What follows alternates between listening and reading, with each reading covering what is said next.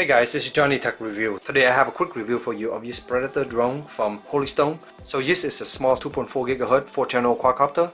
That's pretty much a toy grade and it's really fun to play with. So in the package, this is everything that you get. You get the quadcopter itself. It comes with one battery, which is something I'm kind of disappointed about. I wish they come with two so you can swap out and play. There is your remote control here. I'll go over it in a minute. You have a little small user menu, which has some instruction, and then you have a micro USB charging cable. You also have an extra setup blade along with a little wrench to open the blade if you needed to. So first, let's take a look at each quadcopter. As you can see, pretty nice design, pretty cool looking. This is the front of the unit. You have some LED light up front here, and these will be blue when they turn on. I'll show you that a little bit later. In the back, you have the red one. And the battery, you just come in and out just like this. I just left it in and charge it directly in there because I only have one battery, didn't have to swap. There is no camera and there is no power button, so the unit itself is actually really light. The body is pretty much a tiny little controller up here, the battery, and then you have 4 blades here. As you can see here, this is the blade and they're pretty good size. I would say what, about 2 inches. You have the blade guard, which come very handy because I crash this quite a lot. This unit is actually really fun to play with, and you have 3-speed control. Let's talk about the controller here. Typical controller here, on off switch. You have your throttle over here, turning left and right. You have your forward and backward and left and right here. You also have the streaming functionality. So I just want to show you what it looks like when we plug it in. So go ahead and connect it just like this. So you can see here, after you connect it, the light will flash to let you know it's ready for pairing. So you want to leave on a flat surface, turn on the controller here.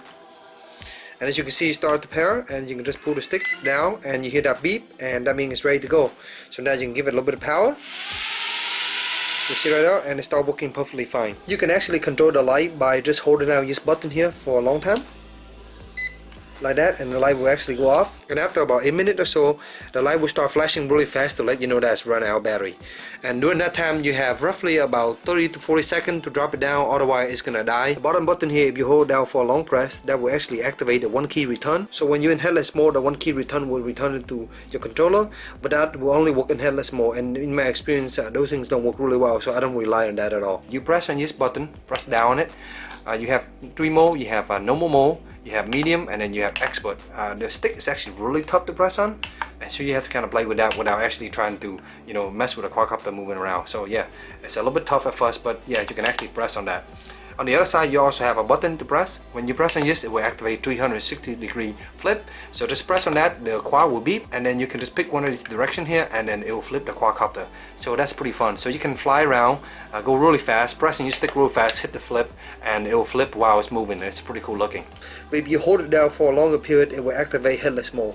And in headless mode, basically your orientation is locked. So whatever direction that the quadcopter is initially facing when you bind it, that will be the forward direction, and when you press back, it will go back, and forward will go forward regardless of whichever direction it's turning to when it's on the air. So this transmitter here actually takes 6 AA battery, and you would think with that much battery it will have a really good range, but in my experience the range is roughly about 100 feet. That's about it, maybe 150 top out. But one thing I did notice, as soon as I lose reception, this thing just drop out of the sky.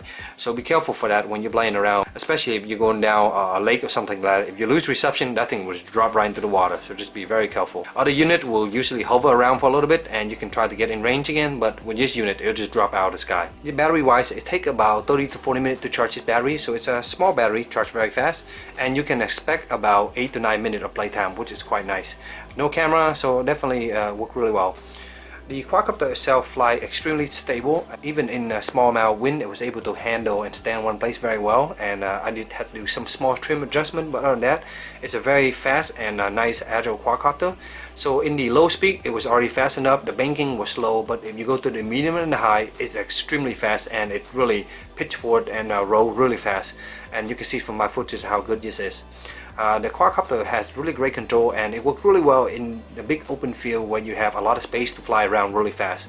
I managed to get you stuck on my tree once, and I actually hit another tree and lost a blade. The blade will actually fall off if you hit something hard enough, and I ended up had to replace one of these blades. The blades does matter, so if you do have to replace them, then make sure that you install an A to A and B to B, because if you install it incorrectly, they will not take off. So that's pretty much my quick review of this quadcopter. I hope it helped you in your purchase decision, and if you have any question, let me know in the comment below.